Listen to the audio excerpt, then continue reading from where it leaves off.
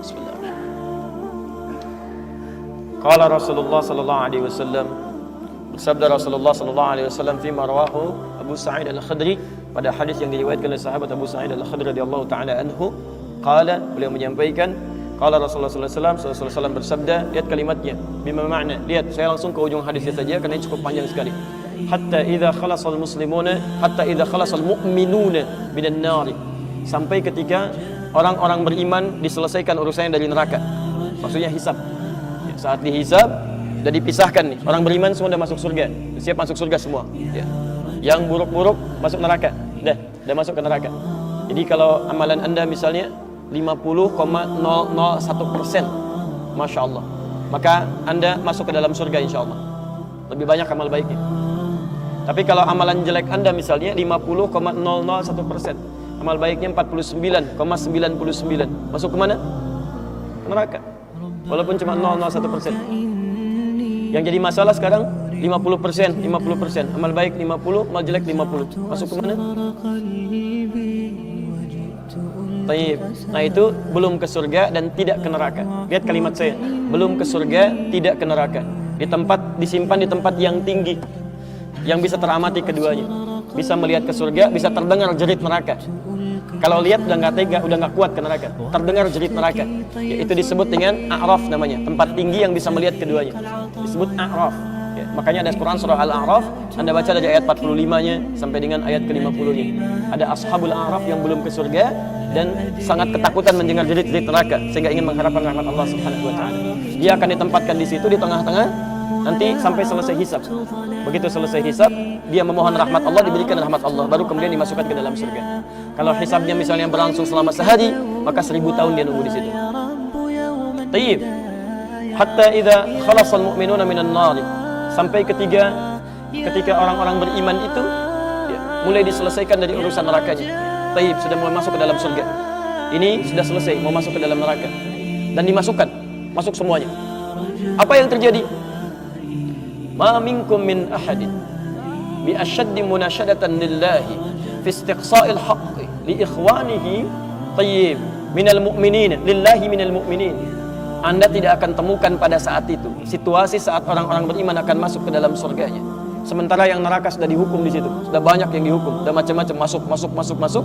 Ini sudah mulai mau selesai, tiba-tiba ada orang-orang yang mengadu kepada Allah Subhanahu wa taala, memohon dengan sangat. Nabi katakan, Anda tidak akan pernah temukan orang yang paling banyak kuat permohonannya kepada Allah, memelas dengan tulus. Asyaddu munasyadatan. Munasyadah itu sesuatu yang dimohonkan dengan sangat. Ya Allah, mohon ya Allah. Mohon ya Allah.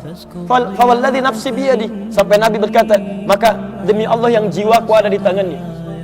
Ini Nabi bersumpah dengan jiwanya. Tidak pernah ada kalimat dalam hadis, ya, kalimat seperti ini kecuali menunjukkan itu sangat serius. Ingat, sangat serius. Dan ada sesuatu yang penting di dalamnya. Nabi serius menyampaikan ini. Kita jangan anggap bercanda gitu kan. Falladzi nafsi biyadi. Maka demi jiwaku yang ada di tangan Allah Subhanahu wa taala, yang bisa diwafatkan kapan saja. Lihat kalimatnya. Fayaqulu, maka mereka berkata, ya Rabbuna, wahai Rabb kami, wahai Rabb kami yang tengah merawat kami di dunia, memberikan kecukupan, memaafkan kami, mengampuni kami, dan memberikan nikmat surga sekarang. Ya Rabbuna, wahai Rabb kami, hum ashabuna, mereka ada di antara teman-teman kami. Dalam kalimat yang lebih kuat, kalimat yang menggunakan ikhwan, kata ikhwan, hum ikhwanuna, mereka saudara-saudara kami ya Allah. Hum yasumuna ma'ana, ada orang-orang yang berpuasa bersama kami saat di dunia. Yusalluna ma'ana, kanu yusalluna ma'ana, mereka salat bersama kami saat di dunia. Jadi tiba-tiba ada sekelompok ikhwan yang datang kepada Allah, yang kehilangan saudaranya. Kok nggak ada di surga gitu kan? Ketika dia mau berangkat, padahal dua punya cita-cita yang sama dan sebagainya, tapi karena bekalnya tidak cukup, sebagian ada yang masuk ke dalam neraka. Tiba-tiba mengatakan kepada Allah dengan permohonan yang sangat, ya Allah, saya kehilangan saudara saya. Ya Allah, saya kehilangan saudara saya. Ya Allah, dulu kami puasa sama-sama. Ya Allah, dulu kami sholat sama-sama. Ya Allah, dulu kami ibadah sama-sama. Ya Rabb, kami tidak temukan dia di sini. Ya Allah, mohon, terus mohon. Sampai ketika puncak pada permohonannya, tiba-tiba Allah berfirman, akhriju man araftu. Para malaikat, keluarkan orang yang dikenali oleh orang-orang ini, yang disebutkan tadi. Keluarkan mereka dari neraka. Tiba-tiba dikeluarkan. dikeluarkan. Bertemulah orang-orang ini dengan temannya. Sampai Allah kemudian dengan rahmatnya katakan lagi, akhriju man kana fi qalbihi mithqala dzarratin minal iman. Keluarkan sampai yang ada titik terkecil iman dalam hatinya, keluarkan dari neraka. Bahkan hadis ini ada di Al-Bukhari nanti, ya ada di Al-Bukhari nomor hadis ke-14, posisi paling kiri sebelah bawah, ya, tayyib, sampai mereka kemudian dikeluarkan dalam keadaan gosong, sudah mulai terbakar habis dan dimasukkan ke dalam surga kemudian. Setelah selesai hisabnya di dalam nerakanya, dikeluarkan dari situ. Jadi ada orang-orang yang dengan syafaat temannya bisa keluar dari neraka, masuk ke dalam surga, ada yang sama sekali tidak membantu itu. Ya, dosa-dosa yang begitu besar tidak bisa keluar dan kekal dia di dalam neraka. Walaupun dia merasa beriman kepada Allah, tapi digugurkan keimanannya dengan ibadah-ibadah yang melanggar ketentuan Allah, seperti syirik dan sebagainya. Tapi poinnya adalah tiba-tiba ada segolongan teman yang memohon kepada Allah Subhanahu wa taala, ya Allah, kami puasa sama-sama, kami ibadah sama-sama, kami sholat sama-sama ya Allah, cuman saya nggak temukan dia di sini. Itu indah. Nah, permohonan sesuatu untuk melengkapkan pada yang kurang disebut dengan syafa' namanya. Pelengkap yang kurang disebut dengan syafa'.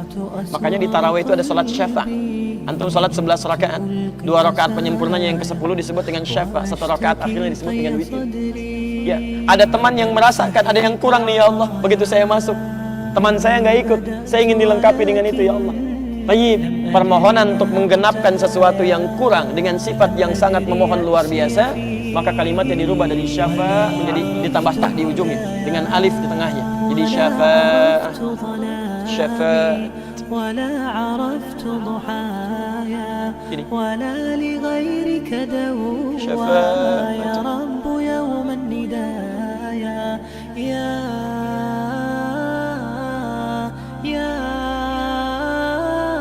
permohonan untuk mendapatkan kelengkapan nikmat. Permohonan untuk mendapatkan kelengkapan nikmat yang belum didapatkan. Saya mau akhiri ya, karena ini sebenarnya tidak banyak bahasannya. Siapa orang-orang ini? Itu yang disebut dengan ikhwan. Makanya ketika ayat Qur'annya mengatakan wa kuntum ala syafa hufratin minan nar fa anqadhakum minha, dan kalian sudah ada bahkan yang sudah mau di bibir neraka itu. Karena ketika diangkat itu oleh Allah Subhanahu wa taala dengan perintahnya, yang diperintahkan oleh Allah. Tayyib, dalam bahasa hadisnya ada yang diangkat baru neraka itu masuk ke kakinya sampai ke betisnya. Ada yang sudah masuk sampai ke punggungnya, ada yang sudah ke lehernya, dan ada yang sudah tenggelam di dalamnya. Tayyib. Jadi ada yang baru di bibir neraka diangkat, ada yang baru sudah mau masuk ke di neraka diangkat, ada yang sudah tenggelam diangkat. Jadi macam-macam. Ya, fa asbahtum bi ni'mati ikhwana. Siapa yang bisa mengangkat itu semua? Di antaranya Allah berikan nikmat kepada Anda dengan dapatnya ikhwan dalam kehidupan. Cuma itu yang bisa menolong Anda di hari akhirat, teman-teman terbaik selain syafaat-syafaat yang lain. Ada orang mendekat kepada Al-Qur'an, ada orang sering bersalawat kepada Nabi, ada orang mendekat pada hukum-hukum Allah. Ada orang-orang yang belum bisa maksimal menunaikan itu semua, dia cari teman-teman yang soleh yang menunjukkan pada kebaikan-kebaikan.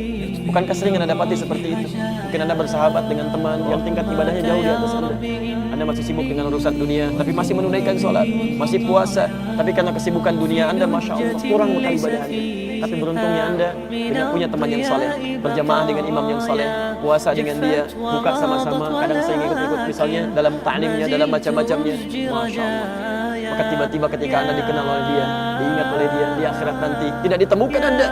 Ya Allah, dia kawan saya, dia teman saya ya Allah, dia saudara saya ya Allah. Kami pernah ta'lim sama-sama ya Allah, kami pernah puasa sama-sama ya Allah, kami pernah sholat berjamaah sama-sama ya Allah. Mohon jangan pisahkan ya Allah. Pisahkan. Tanya, sudah Anda punya teman seperti itu yang bisa menolong dalam kebaikan?